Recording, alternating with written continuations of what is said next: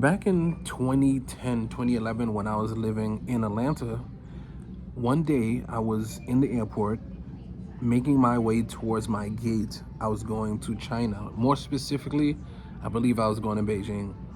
And, everyone has to open up their passports, but I didn't know that we needed a visa to go there. Luckily for you guys, I've created a book, Travel Light, Travel Far to Places Unimaginable.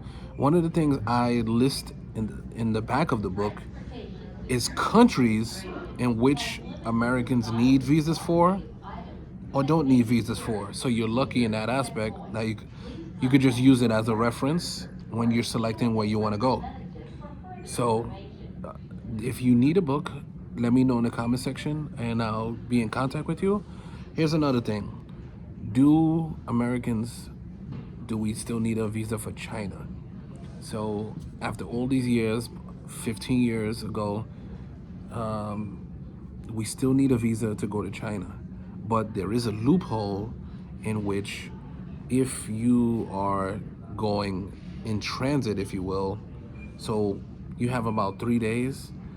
If you go in transit, if you're going to certain cities like Beijing, Shanghai, for example, you can get away without getting a visa, but also it has to be that you are not, let's say, for example, flying from the US to China and then back to the US. You have to be going to another country. So that's pretty easy.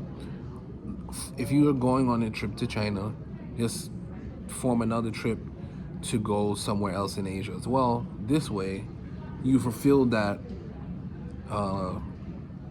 obligation of going to a third country instead of just returning back to the US, because it won't apply to you if that's the case.